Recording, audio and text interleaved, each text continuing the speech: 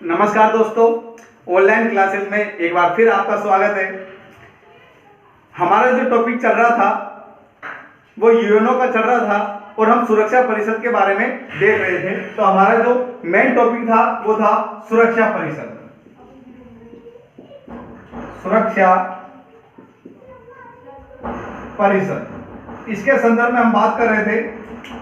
तो सुरक्षा परिषद के संदर्भ में हमने क्या क्या देख लिया था, एक बार थोड़ा सा ब्रीफ बता देता हूं। इसमें सदस्य संख्या देखी हमने, सदस्य संख्या की बात की।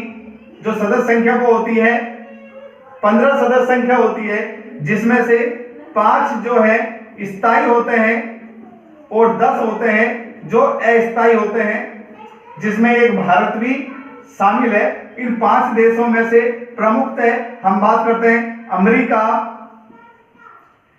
फ्रांस, ब्रिटेन, रूस और चीन। ये 5 इसके स्थायी सदस्य होते हैं और 10 अस्थायी सदस्य होते हैं। 14 दिन में इनकी एक बार बैठक होती है, ये भी हमने देख लिया था।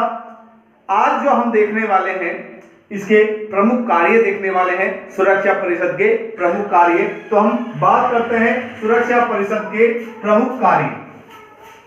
सुरक्षा परिषद के प्रमुख कार्य देखते हैं। तो प्रमुख कार्य में पहला कार्य देखते हैं। देखिए, अंतरराष्ट्रीय शांति एवं सुरक्षा स्थापित करना इसका उद्देश्य रहा है, प्रथम कार्य रहा है। तो पहला जो कार्य हो गया वो हो गया अंतरराष्ट्रीय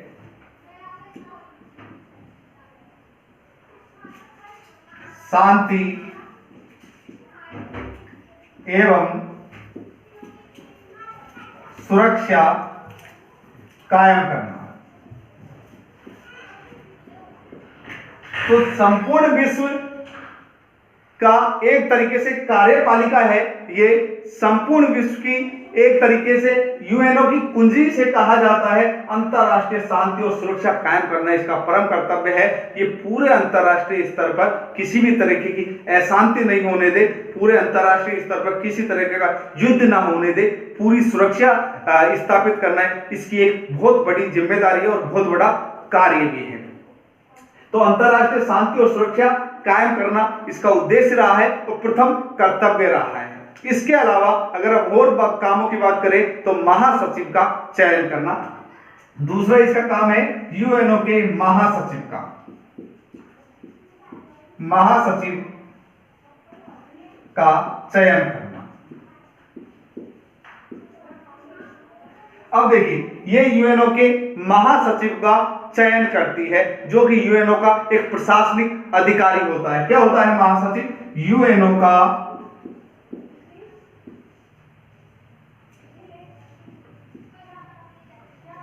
यूएनओ का प्रशासनिक अधिकारी होता है। यूएनओ का क्या होता है? एक प्रशासनिक अधिकारी होता है।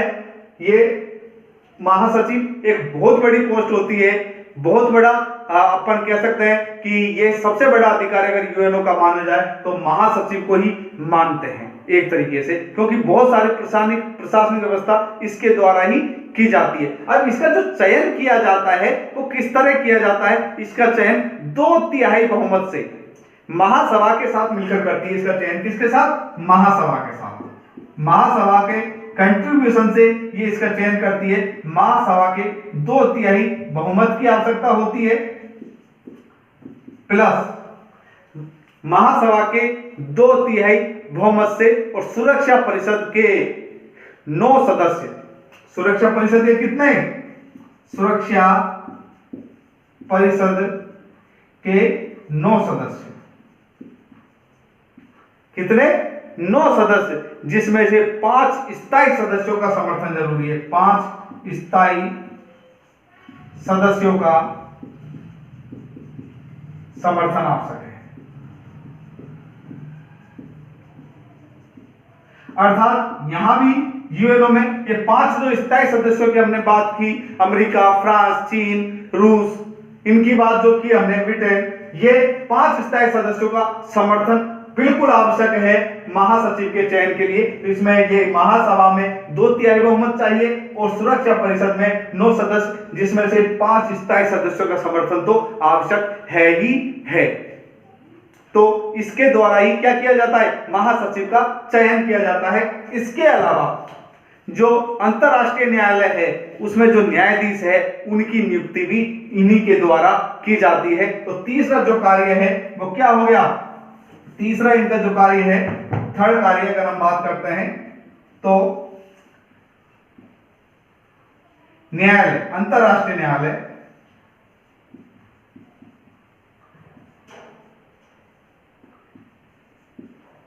न्यायालय के न्यायाधीश की नियुक्ति, अंतरराष्ट्रीय न्यायालय के न्यायाधीशों की नियुक्ति भी इनके द्वारा ही की जाती है। इसमें भी महासभा का कंट्रीब्यूशन होता है। सेम वो का वही प्रोसीजर रहेगा जिस तरह हमने बात की थी। महासचिव के संदर्भ में 2/3 बहुमत चाहिए महासभा का, प्लस 9 सदस्यों का समर्थन चाहिए, किसका, सुरक्षा परिषद का, जिसमें 5 स्थायी सदस्यों का समर्थन होना आवश्यक है।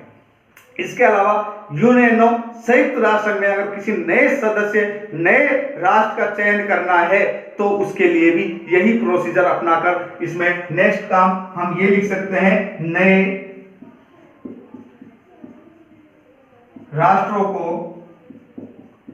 यूएनओ में शामिल करना।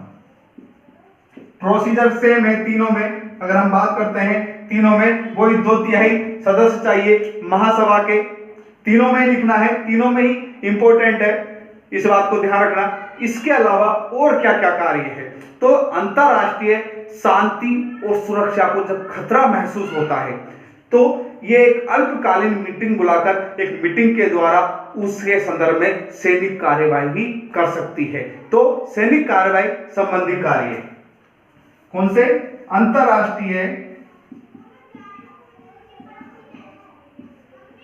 शांति और सुरक्षा हेतु सैनिक कार्य भी कर सकती है। सैनिक कार्यवाही लिख सकते हो आप, कार्यवाही करती है।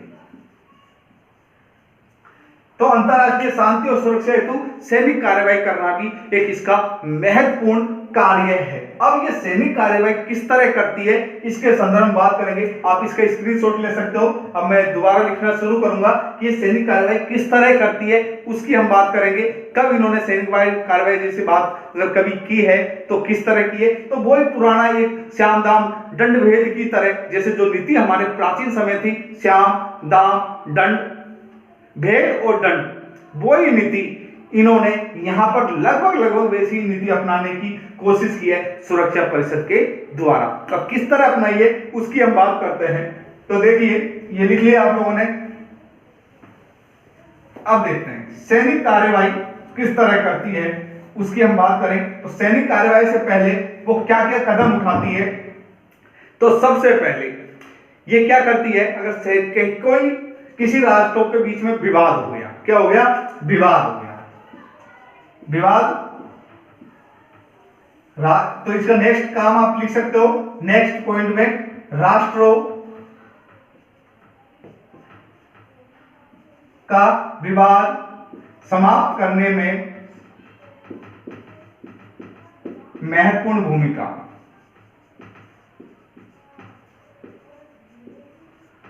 अब किस तरह करती है विवादों को समाप्त, तो उसकी बात करते हैं। तो पहले सबसे पहले ये क्या करती है कि आपसी वार्ता करती है दोनों राष्ट्रों के बीच। जैसे दो राष्ट्र है उनमें विवाद है तो दोनों के बीच क्या होगी, आपसी वार्ता करवाती है, ठीक है। और इनके साथ, दोनों के साथ, दोनों राष्ट्रों के साथ,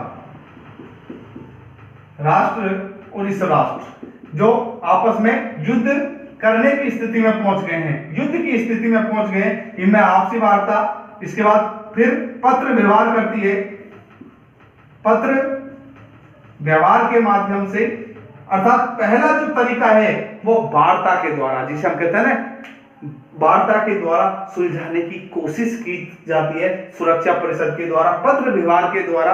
वो कहती है कि आप पत्र व्यवहार के माध्यम से या आपसी वार्ता के माध्यम से इस विवाद को सुलझाने की कोशिश करती है सुरक्षा परिषद। तो एक महत्वपूर्ण कार्य है ये। अब मानो इस बात से भी वो नहीं माने, दोनों राष्ट्रों में बिल्कुल दोनों अड़े हुए हैं, इस बात को मानने को तैयार नहीं है। तो दूसरा ये कदम उठाती है वो है मध्यस्थता का, पंच पटेलों वाला जो कार्य है इसके आधार पर ये मध्यस्थता करती है दोनों राष्ट्रों के मध्य। दूसरा जो कार्य है, पहला तो हमने देखा क्या है, वार्ता,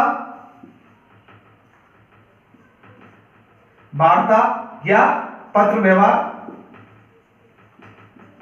दूसरा मध्यस्थता,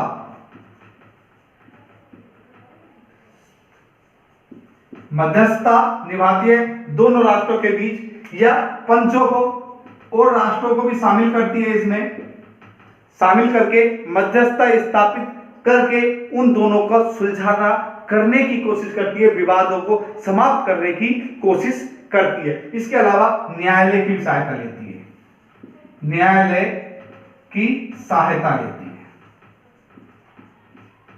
है ना, अंतरराष्ट्रीय न्यायालय की सहायता भी ये इसमें लेती है। अब इन दो आधारों पर भी अगर कोई राष्ट्र नहीं मानता है, इसके बावजूद विवाद को समाप्त नहीं होता है, तो जो दोषी राष्ट्र है उस पर आर्थिक प्रतिबंध लगाया जाता है। तीसरी कार्रवाई क्या है, आर्थिक प्रतिबंध। आर्थिक प्रतिबंध किसके ऊपर, जो दोषी राष्ट्र के ऊपर क्या लगा दिया जाता है, आर्थिक प्रतिबंध लगा दिया जाता है दोषी राष्ट्र के ऊपर। अब आर्थिक प्रतिबंधों से इस तरह का सुलझावना लगभग हो जाता है, लेकिन इसके बावजूद भी मानो कि वो राष्ट्र नहीं माना, अब क्या करोगे, अब अंतिम हथियार है सैनिक कार्यवाही। बिल्कुल, इसके बाद अंतिम रूप से वो सैनिक कार्यवाही करती है।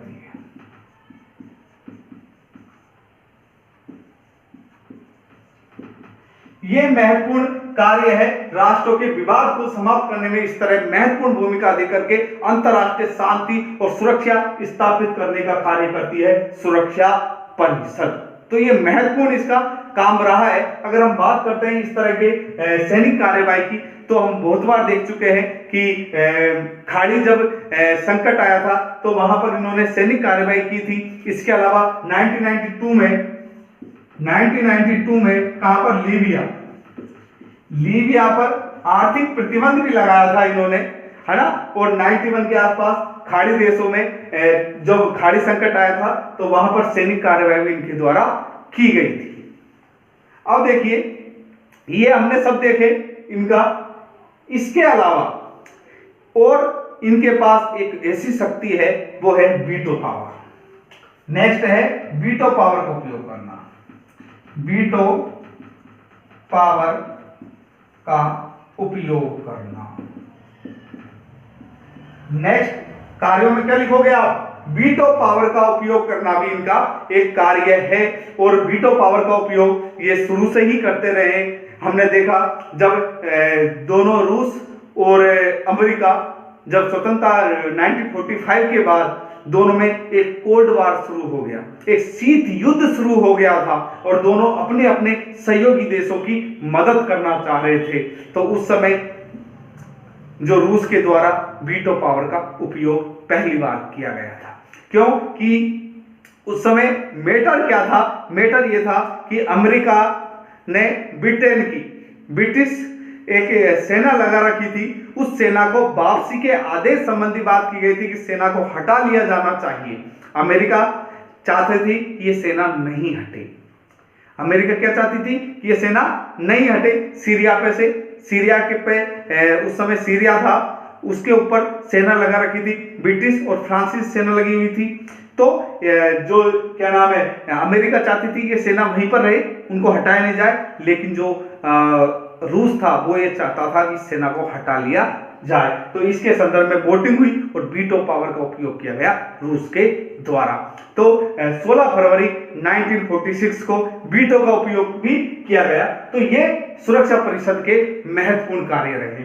अब हम देखते हैं कि सुरक्षा परिषद का क्या महत्व है। इसके महत्व को इंगित करने के लिए 4-5 स्टेटमेंट में लिखूंगा, वो महत्व को इसको इंगित कर देंगे कि वास्तव में सुरक्षा परिषद का एक बहुत बड़ा महत्व है। हम वो स्टेटमेंट लिखते हैं।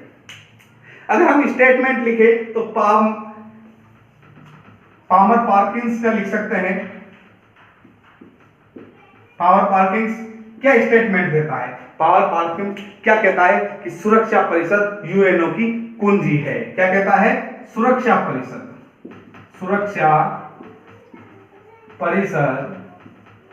यूएनओ की कुंजी है। पामर पार्किंस का ये जो स्टेटमेंट है ये अपने आप में सुरक्षा परिषद के महत्व को इंगित करता है। सुरक्षा परिषद यूएनओ की कुंजी है। तो इसके आधार पे हम लगा सकते हैं, बता सकते हैं कि सुरक्षा परिषद एक बहुत महत्वपूर्ण अंग है यूएनओ का, जो इसकी अपने आप में ही, क्योंकि यूएनओ की इसको कुंजी कहा जाता है, तो यहीं से स्पष्ट हो जाता है कि एक महत्व रखता है, एक अंतरराष्ट्रीय स्तर पर बहुत बड़ा महत्व रखता है। इसके अलावा और भी बहुत सारे स्टेटमेंट है। अगर हम उनकी बात करें तो हमने पहले ही बताया मैंने आपको कि इसको क्या कहा जाता है, इसको विश्व का क्या कहा जाता है? बिजली घर कहा जाता है। क्या कहा जाता है? दुनिया का बिजली घर, दुनिया का बिजली घर कहा जाता है। क्या कहा जाता है? इसको दुनिया का बिजली घर कहा जाता है। इसके अलावा यूएनओ की कार्यपालिका कहा जाता है। क्या कहा जाता है इसको? यूएनओ की कार्यपालिका भी कहा जाता है, दुनिया का बिजली घर भी कहा जाता है, और यूएनओ सुरक्षा वो क्या नाम है, कार्यपालिका कहा जाता है, तथा इसको सुरक्षा परिषद की भुजा भी कहते हैं, है ना? क्या कहते हैं? सुरक्षा परिषद की भुजा। सुरक्षा परिषद की भुजा भी इसको कहा गया है। अर्थात कार्य किसके द्वारा होते हैं? हमारे जितने भी कार्य होते हैं हमारी भुजा के द्वारा होते हैं। और सुरक्षा परिषद की भुजा क्या है? सुरक्षा क्या नाम है? सुरक्षा परिषद को यूएनओ की भुजा, सॉरी यहां पर क्या लिखो गया? यूएनओ की भुजा कहा जाता है। यूएनओ की भुजा। किसकी भुजा? यूएनओ की भुजा कहा जाता है। तो यूएनओ की भुजा का मतलब क्या हो गया? इसको यूएनओ की भुजा का मतलब क्या हुआ कि ये महत्वपूर्ण कार्य भुजा के द्वारा होते हैं हमारे, तो यूएनओ की ये भुजा है। और ये कहा एएच डॉक्टर के द्वारा। एएच डॉक्टर ने ये शब्दों का उपयोग कहा कि क्या कहा इसको? यूएनओ की भुजा कहा। तो ये सब चीजें हैं, ये क्या दर्शाती है? ये सुरक्षा परिषद के महत्व को इंगित करती है। तो आज हमने सुरक्षा परिषद के कार्यों को देखा, इसके महत्व के बारे में चर्चा की। नेक्स्ट वीडियो में हम पुनः आएंगे आपके सामने किसी नए टॉपिक के साथ। तब तक के लिए धन्यवाद। जय हिंद।